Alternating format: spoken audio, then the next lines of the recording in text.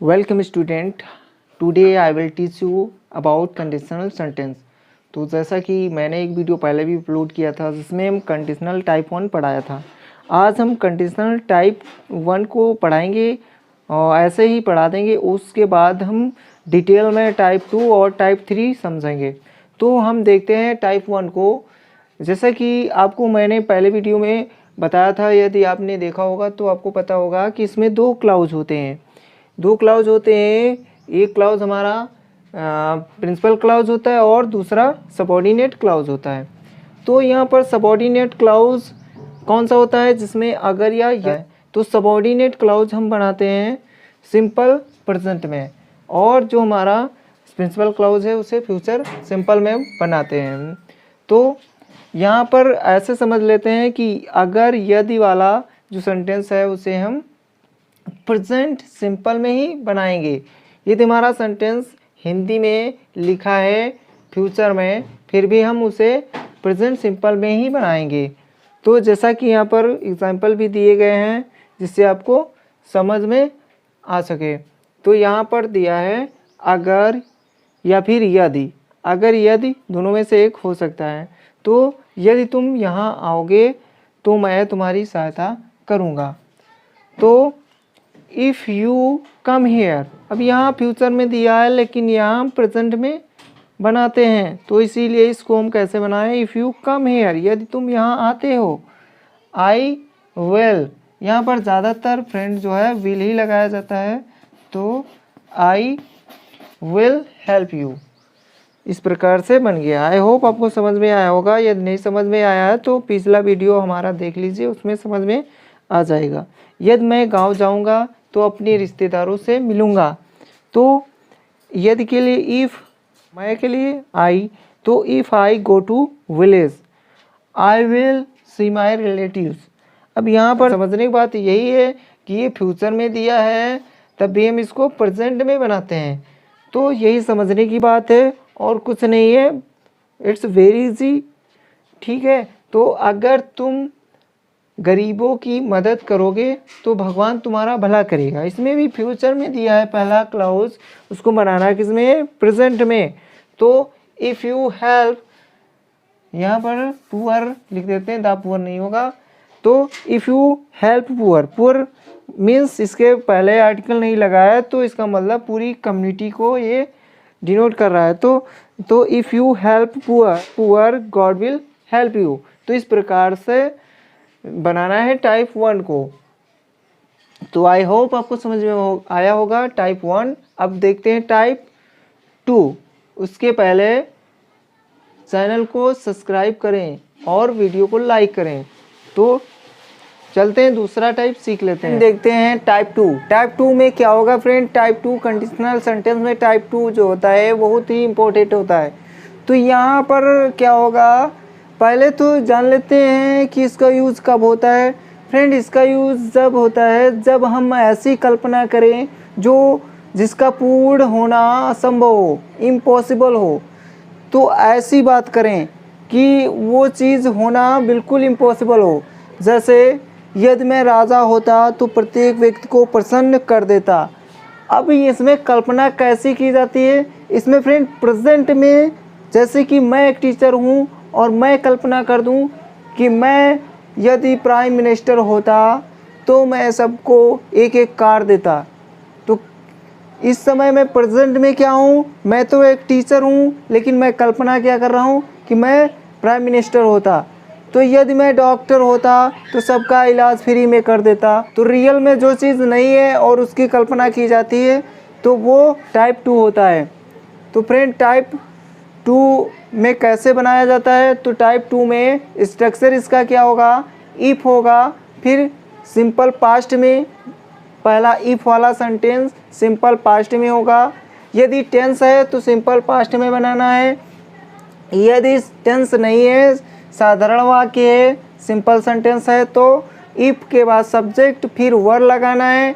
और फ्रेंड इसमें याद रखना है कि चाहे हमारा सब्जेक्ट सिंगुलर हो या प्लूरल हो, यहाँ पर चाहे एक वचन हो चाहे बहुवचन हो, सभी के साथ हम हेल्पिंग वर्ब बहुवचन की लगाते हैं। यानी प्लूरल वर्ब लगाते हैं वर सभी के साथ लगाना, चाहे सिंगुलर हो और चाहे प्लूरल हो। और उसके बाद ऑब्जेक्ट, और उसके बाद दूसरा जब क्लाउज लिखते हैं तो हम कॉमा लगा के यहाँ पर कॉमा देते हैं तो के लिए, और सब्जेक्ट फिर वुड, सब्जेक्ट के बाद वुड, फिर उसके बाद हम V1 यानी वर्ब की फर्स्ट फॉर्म लगाते हैं, फिर ऑब्जेक्ट लिखते हैं। तो फ्रेंड ये स्ट्रक्चर है, इसी को फॉलो करना है और आप आसानी से बना लेंगे। इट्स वेरी इजी, बहुत कठिन नहीं है, बहुत ही आसान है और सभी लोग इसको बना लेंगे। और देखते हैं, जैसे एग्जाम्पल के द्वारा आपको अच्छी तरीके समझ में आएगा। जैसे यदि मैं राजा होता तो प्रत्येक व्यक्ति को प्रसन्न कर देता। अब इसमें क्या है कि दो क्लाउज हैं, एक सबऑर्डिनेट क्लाउज है ये वाला, और ये हमारा प्रिंसिपल क्लाउज है। तो हम सबऑर्डिनेट क्लाउज इफ वाला जो है सिंपल पास्ट में बनाएंगे। तो यदि के लिए इफ लगाएंगे तो इफ, उसके बाद आई, फिर वर लगाना है क्योंकि सिंपल सेंटेंस है, कोई टेंस नहीं है। तो if I were a king, इस प्रकार से ये हमारा बन गया, ये पहला क्लाउज बन गया। उसके बाद कॉमा देना है। तो प्रत्येक व्यक्ति को प्रसन्न कर देता, तो कौन प्रसन्न कर देता? मैं। तो आई, उसके बाद वुड लिखना है। तो आई वुड मेक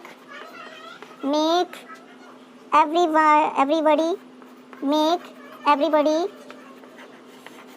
हैप्पी। इस प्रकार से बन गया। तो कैसे बना? If I were a king I would make everybody happy. Friend इसको हम दो प्रकार से और बना सकते हैं। तो पहले इसको बना लेते हैं, फिर बताते हैं कैसे इसको दो प्रकार से और बनाया जा सकता है। तो जैसे अगर मैं शेर हो जाऊं तो सबको खा जाऊं, तो इसमें भी कल्पना की जा रही है जो जिसका पूर्ण होना इम्पॉसिबल है। तो यहाँ पर भी हम इफ से बनाएंगे। इफ आई वर, अब अगर मैं शेर हो जाऊं या शेर होता, हो जाऊं या होता, दोनों कल्पना है। तो किसी प्रकार से भी हिंदी में आ सकता है, लेकिन आपको उसका सेंस समझना है और उसी प्रकार से उसको बनाना है। तो if I were a lion, ये हमारा बन गया। If I were a lion, उसके बाद कॉमा लगा के तो सबको खा जाऊं, तो आई वुड ईट एवरीबडी, इस प्रकार से बन गया। If I were a lion I would eat everybody. आशा करते हैं आपको समझ में आ रहा होगा।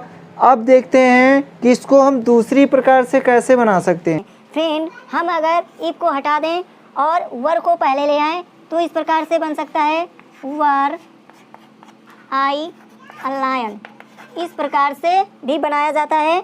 और उसके बाद हम पूरा सेम वैसे ही दूसरा क्लाउज लिख देंगे और ये भी पूरा मीनिंग वैसे ही सेम दे रहा है। अगर इसको हम तीसरी प्रकार से बनाएं तो हम शुड के यूज से इसको बना सकते हैं। तो कैसे बनेगा? शुड, यदि फ्रेंड ध्यान रखना है कि जब शुड से बनाएंगे तो शुड आई, उसके बाद बिकम लगाना है। तो should I become a lion, इस प्रकार से बनाना है। तो यहाँ पर तीनों तरीकों से आपको समझ में आ गया।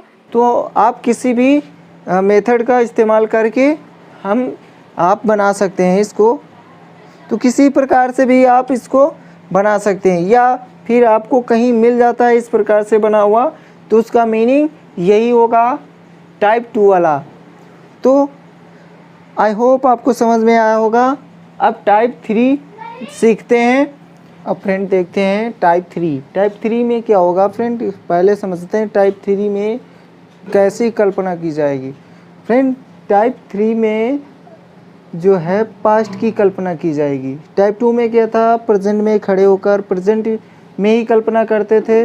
लेकिन इसमें क्या होगा कि कोई काम आपने पास्ट में नहीं किया और अब उसकी कल्पना कर रहे हैं।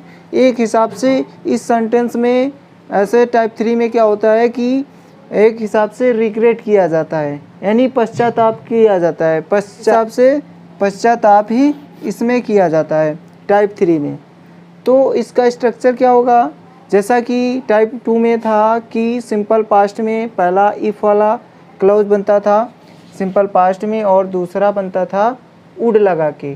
लेकिन इसमें क्या होगा कि इफ़ वाला जो वाक्य होगा वो पास्ट परफेक्ट में बनेगा और जो दूसरा बचेगा उसमें सब्जेक्ट प्लस उसके बाद वुड या शुड या फिर कुड, तीनों में से कोई लगाकर हैव लगाएंगे। हैव के बाद V3 लिखेंगे।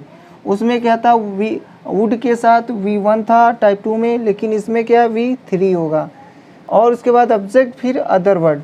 तो ये स्ट्रक्चर फ्रेंड है, ये याद रखना है और ये लिख लेना है। तो टाइप 3 में ये स्ट्रक्चर को फॉलो करना है और उसके बाद आप आसानी से बना सकते हैं। तो यहाँ पर कुछ एग्जांपल लेते हैं जिनके माध्यम से आपको बेहतर तरीके से समझ में आए। तो यहाँ पर देखते हैं, जैसे यदि वह हैदराबाद गया होता तो चार मीनार देखी होती।